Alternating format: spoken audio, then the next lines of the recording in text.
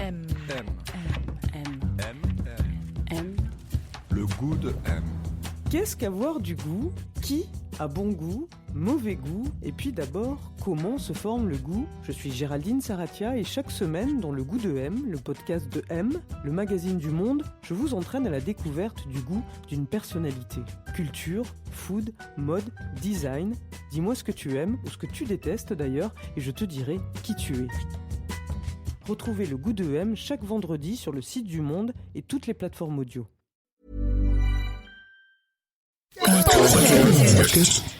Podcast.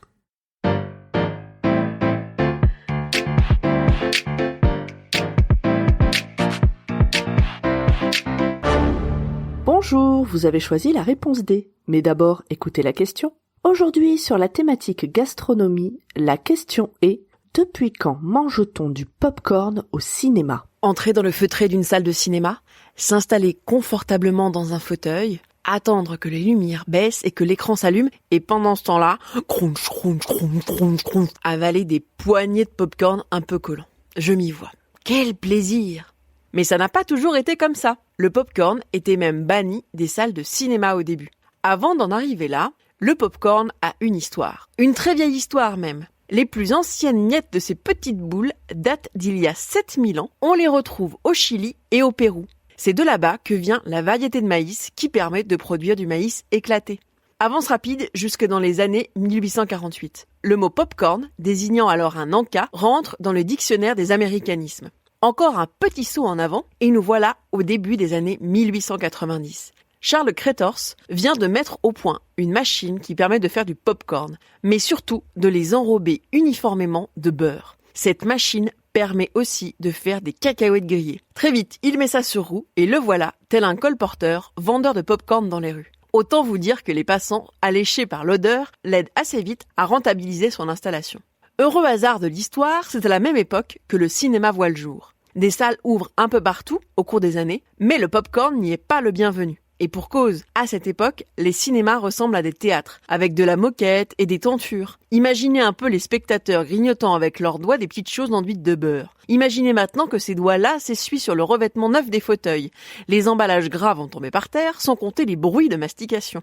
Les cinémas visent le même standing que les théâtres. Ils veulent attirer un public en particulier, les classes supérieures. Mais les Américains, tous les Américains, aiment de plus en plus aller au cinéma. Et ils sont friands de ces gourmandises. Elles sont très peu chères et accessibles à toutes les couches de la population. Autour des cinémas, des vendeurs de pop-corn s'installent et ces petites choses pleines de beurre rentrent dans les salles obscures clandestinement. En 1927, voilà que le cinéma parlant fait son apparition. La fréquentation des salles explose, les ventes des vendeurs ambulants de pop-corn aussi. Les propriétaires de cinéma se rendent alors compte de l'argent qu'ils pourraient se faire. Cette friandise est très peu coûteuse à produire et elle se vend beaucoup. Grâce à cela, au milieu des années 30, au moment de la Grande Dépression américaine, le pop-corn peut enfin aller au cinéma sans se cacher. Les seules salles à ne pas fermer à ce moment-là sont celles qui ont accepté de vendre des confiseries. Peut-être que sans le pop-corn, l'industrie du cinéma actuel n'aurait pas le même visage.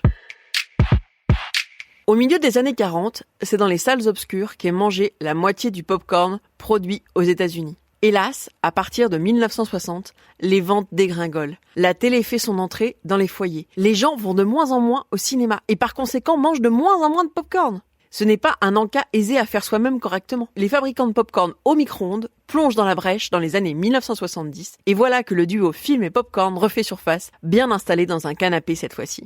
Aujourd'hui, dans de nombreux pays, la consommation de pop-corn au cinéma est assez commune. En France, on le trouvait d'abord dans les multiplexes spécialisés, dans les blockbusters américains. Mais il a fini par trouver sa place dans toutes les salles obscures. Maintenant, chut, le film commence. À demain pour une nouvelle question sur la thématique sciences et techno.